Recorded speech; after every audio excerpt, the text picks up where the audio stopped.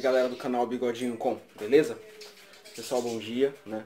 Eu tinha prometido aí no final da semana que a gente ia falar sobre muda de bico, que eu tava organizando o material, o conteúdo, né? Pra gente vir aqui conversar, derrubar alguns mitos e tentar passar a informação da melhor forma possível, né?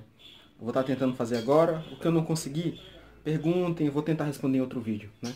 Quando o assunto é um pouco complexo, às vezes fica um pouquinho difícil de estar respondendo por mensagem ou só por comentário, né? Vamos lá, pessoal. Muda de bico no bigode, né? O bico, ele é formado por duas placas ósseas, né? Duas placas bases, a superior e inferior. A superior é uma placa completamente rígida. A placa inferior, ela é oca. O meio dela é oca. O que eu falei pra vocês que era um grande mito, né? A gente que cria bigode, eu pensava assim até muito pouco tempo, né? O que eu imaginava? Tipo, o bigode sai de muda às vezes, tá frio, o bico de baixo fica muito amarelo e por ele estar frio o bico dele ficou amarelo. Mas não é bem assim não, isso é um mito, né? O que acontece? Por que o bico dele fica amarelo? O bico dele tá amarelo porque ele tá na fase de muda de bico, né?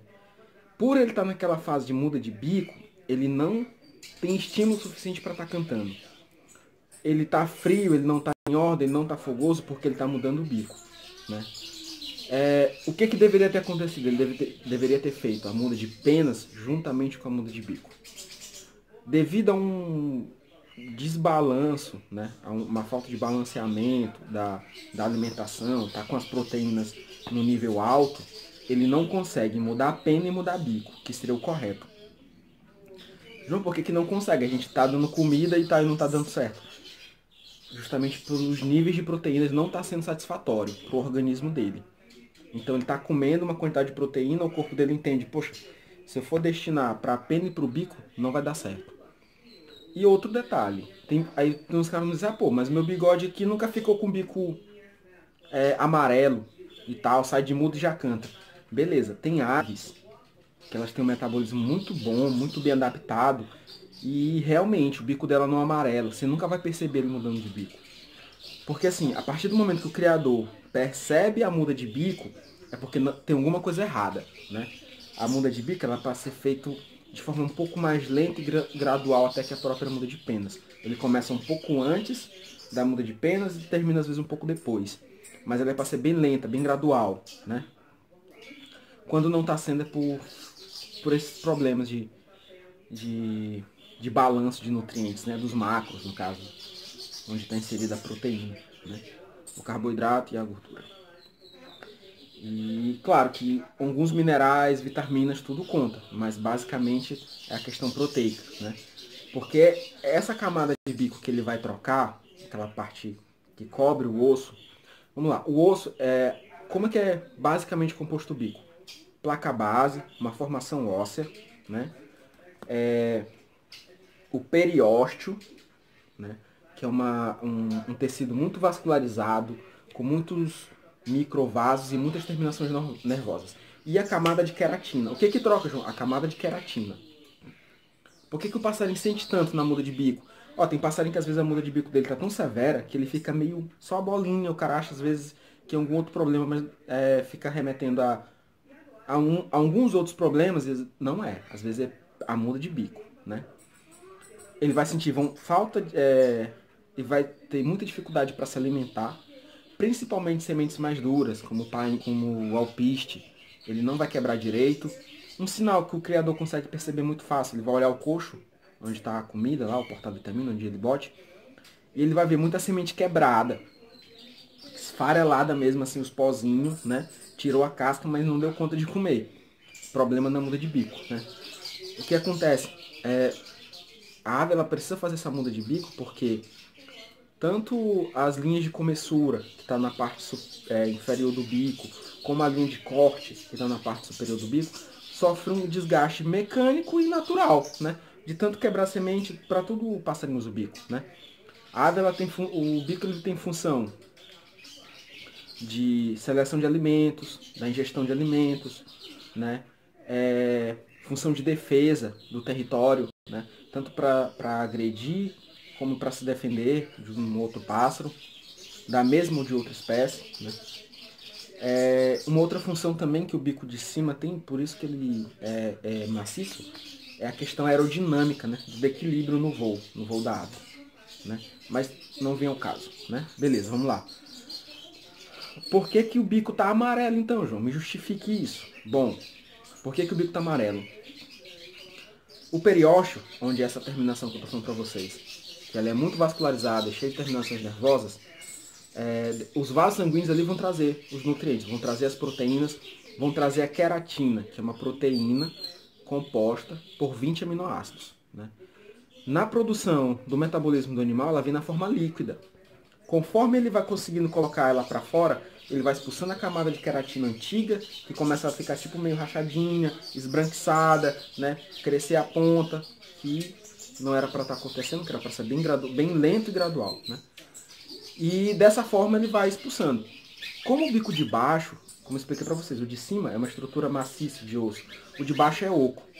Então ele concentra lá a queratina e conforme ele vai mudando, aquela queratina ela tem... Queratina tem às vezes 3 cores. Preta, branca, amarela e branca. Na cor preta é a cor que tem mais resistência, a cor branca que tem menos resistência, né? No caso do bigode preto. Do pardo é a mesma situação, porém ele ainda vai passar por um procedimento fisiológico, que é a troca de tanto de pena como de cor de bico, né? E o que acontece? Ele acumula esse excesso de queratina, ela é na forma líquida, conforme ela vai tomando o lugar da antiga, ela vai ganhando cor, rigidez, que ela vai entrar em contato com o oxigênio, com o ar respirável, né? Começa a enrijecer. Conforme ela vai enrijecendo, ela vai tomando a forma da outra e vai aos poucos adquirindo a cor normal, né? Ela não vai ficar preta. Saiu já tá preta lá da noite pro dia. Não, não é assim, né? Por isso o bico tá amarelo, certo? E um outro detalhe, por que o passarinho sente tanto? É como eu expliquei para vocês. Tem a placa base, o osso, né? A placa maciça, de osso maciço, tanto faz, a que é maciça que não é, a superior e inferior. Tem a periósteo, que é esse tecido que é bem vascularizado, que é por onde vem os nutrientes através da corrente sanguínea, dos vasos, dos microvasos sanguíneos que eu estou explicando para vocês, e vai formar essa queratina, né? E essa queratina vai assumir o local da queratina antiga, que é essa proteção, que é essa capa, né? Que o passarinho tem sobre o bico dele, porque às vezes a gente acha que aquilo ali é osso puro, não é osso puro. Ali é o osso, né, da ave revestido de queratina. A mesma queratina forma a unha, forma os tecidos da canela e forma a pena. Na pena é a beta-queratina, né? Uma variação da queratina com uma estrutura um pouco mais leve, é a beta-queratina. Aí a beta-queratina já é um pouco menos complexo para o pássaro, ela é formada só por 15 aminoácidos, né? Não tem tantos aminoácidos assim na sua composição. Um dos principais aminoácidos da composição da queratina é a biotina, né? Então, assim, na muda de bico, pessoal, na muda de penas, vamos tentar fornecer. Se a gente não conseguir fornecer, qual a melhor fonte de proteína nessa situação? A ideal seria ração extrusada, né? O mais ideal ainda seria inseto, né? Larva de tenebro, cupim-alado.